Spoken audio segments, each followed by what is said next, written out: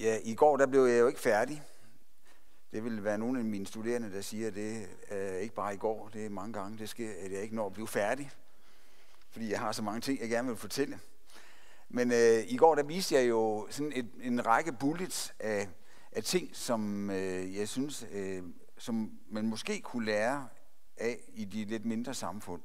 Og der var 2 af de der bullets, som vi ikke nåede i går. Dem tager vi fat på i dag. Men inden vi når til dem, så vil jeg lige vende tilbage til et af de bullets, der var i går, som hed det der med, at omstillingen til mere vedvarende energi, det har nogle samfundsøkonomiske omkostninger, som man skal være villig til at pålægge energiforbrugerne. Og hvis der er nogen, der påstår det modsatte, så er de alt for optimistiske, eller de har ikke alle omkostninger med. Og det, jeg nævnte i går, det var jo, at samtidig med, at jeg holdt et indlæg, så var Klimakommissionen, de var ude at fortælle om deres rapport. Og hvis I kigger i rapporten fra Klimakommissionen heroppe, den havde jeg fremme i går aftes, så kan man læse i det der, jeg har rammet ind med rødt her. Der kan man læse her, at prisen for at omlægge, den kan virke overraskende lav. Ja. Jeg blev ikke selv helt så overrasket, men her i den her kommission, der er de blevet overrasket over, at det er så billigt. Men de siger også her til sidst, at der er mange muligheder allerede i dag, og nye teknologier, de kan være med til at øge vores muligheder i fremtiden. Så det, de sådan lægger ind her, det er, at der er nogle besparelser ved at effektivisere systemet, og det er de der besparelser, som er med til at trække den her omkostning ned. Grunden til, at jeg ikke blev overrasket over den konklusion, det var, at det der med at vise, at sådan nogle energiplaner, de kan opfylde politikernes ønsker, uden at det koster noget, det er sådan en gammel tryllekunst, som vi har set mange gange før. Og jeg vil til sådan det mere kritiske publikum, der vil jeg lige give jer et fif, når I ser det her tryllekunst. Og I skal kigge derop på hånden, fordi alle folk, de kigger jo der, hvor det er, der sker noget. Og en tryllekunstner, han har det sådan med sådan lige at vække opmærksomheden der, og så at vi fjerner opmærksomheden fra et eller andet, som man helst ikke vil have, vi ser. Og det, som I skal spørge om, når I ser sådan nogle tryllekunst her, det er den der referenceplan. Fordi når man sådan siger, okay, det koster ikke noget, det her, så er det i forhold til en reference. Og det, som I skal spørge jer selv om, og det vil jeg også gerne spørge dem, der har lavet den her Klimakommissionens rapport om, det er, hvem der kan stå inden for, at den der reference er det bedste alternativ. Fordi hvis det ikke er det bedste alternativ, som de har sat ind der, så er det jo faktisk, så kunne man effektivisere referencen, og dermed så vil det blive dyrere at gennemføre planen. Så jeg vil ikke komme ind i den her Klimakommissionsrapport, men jeg vil bare sige, at når I ser de der tricks, så ikke alene kig på energiplanen, men kig også på, hvad det er, der er brugt som reference. Det, som jeg skulle fortælle om i dag, det var de 2 punkter, jeg sprang over i går.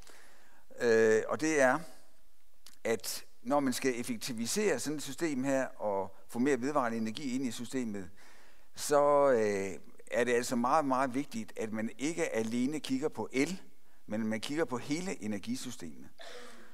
Og det er det, som det står i de her 2 punkter. Og det er faktisk også nævnt i Klimakommissionens rapport. De har sådan 9 sådan hovedanbefalinger og hovedhensyn, de siger, man skal tage. Og i nummer 8 her, eller de har 9, men det her det er nummer 8, der siger de, at energisystemet det skal ses som et samlet system. At i forbindelse med overgang til et nyt energisystem, der er det vigtigt at hele systemet for øje. Det skal hænge sammen, ellers kan det ikke sikre sig, at der er energi til rådighed, når og hvor der er brug for den. Da omlægningen til ikke-fossile brændsler forventes at medføre en stærk øget elektrificering med anvendelse af fluktuerende energikilder som vind, bliver det endnu vigtigere end i dag at fokusere på systemet som en helhed, da strøm er sværere at lagre end de fossile brændsler. Så Det er det, som Klimakommissionen er fremme med i deres rapport fra i går, og det er også det, som jeg vil fortælle om de næste 25 minutter. Så jeg vil starte med sådan, og måske ikke, jeg vil starte med at kigge meget på el, og så vil jeg efter, at jeg har kigget meget på el, gå over til at sige, at det ikke er nok at kigge på el. Vi bliver nødt til at kigge på hele energisystemet. Det her billede, det har I faktisk set flere gange. Det er så bare Danmark. I har set det fra Færøerne. Men det ser lige sådan ud i Danmark. Vi skal bare, her der har vi bare ganget det med 10. Men det er energiforbruget hen over året. I kan se der i sommermånederne, der har vi industriferie, og der er forbruget ikke lige så stort og lige så højt som i resten af året. Så det der, det er, hvordan det varierer time for time i 8.760 timer. Hvis man sådan sorterer de der og laver det, vi kalder en varighedskurve, så nu har vi sorteret alle de der, sådan at I kan se ude i den ene ende, derude, der har vi 8.760 timer, og så har vi op for oven, der har vi den time, hvor det er højst forbrug, og det ligger omkring de der 4.000. Og den her kurve her, den gælder altså ikke Danmark, den gælder kun Jylland-Fyn, skal jeg sige. Yes. Og den måde, som man normalt gør i sådan et system her, det er, at man deler det op i, at man siger, at der er nogle anlæg, som er baseload, grundlastanlæg. Så er det nogle, som skal dække den her efterspørgsel. Så er det nogle, der er mellemlastenheder, og så er det nogle, der er spidslastenheder. De der grundlastenheder, de kører bare hele tiden. De der hedder mellemlast, det er sådan nogle, man starter om mandag morgen, og så kører de ugen, og så lukker de ned i weekenden. Og de der, det hedder peak load, det er sådan nogle, man lukker op hver eneste dag. Den måde, man sådan typisk har gjort det på, og jeg ved ikke, om man har gjort det på Færøerne, fordi I har også vandkraft, som kan ændre lidt på det her. Men det er sådan noget med, at man bygger de her, hver gang man bygger en ny enhed, så er det et grundlastanlæg med meget, meget høj effektivitet. Det kommer ind ned i bunden, og det kører bare hele tiden. Så er det sådan, at når det kommer sådan et nyt anlæg ind, så skubber det som førhen var et grundlastanlæg, det bliver skubbet højere op i hierarkiet. Det er lidt ældre anlæg, det bliver så over og bliver et mellemlastanlæg. Og det der før var et mellemlastanlæg, det går op og bliver et spidslastanlæg. Og det der før var et spidslastanlæg, det bliver skrottet. Og så efter de der 10-15 år, så sker det igen, så kommer der en ny enhed ind, og så skifter man rundt i det her. Sådan har man gjort typisk i sådan nogle termiske systemer. Der har man bygget nyt, og så har der været grundlast, og på den måde, der har man faktisk fået nogle anlæg, som i løbet af de der 40 år, eller 35 år, de har levet, der har de simpelthen brugt deres alt det, der var i dem, så de har haft en rigtig, rigtig god udnyttelse. Det er en rigtig god udnyttelse af den investering, der ligger i den. Så kommer vi til det der billede, jeg viste i går også, det er, at det der med sådan, og man bliver også nødt til at kigge på de brændsler, der er. Når vi snakker fleksibilitet, så bliver man nødt til at kigge på brændslerne. Og det er jo der, hvor I er sådan på Færøerne nu, I er meget afhængige af olien, og I gerne vil væk fra det der med at være så afhængige af olie. Der er der en mulighed, som vi har forfulgt i Danmark igennem rigtig mange år, og det er at sige, at de anlæg, vi bygger, dem indretter vi på en måde, så at de kan brænde mange forskellige brændsler. Så vi har bygget brændselsfleksibilitet ind i vores anlæg.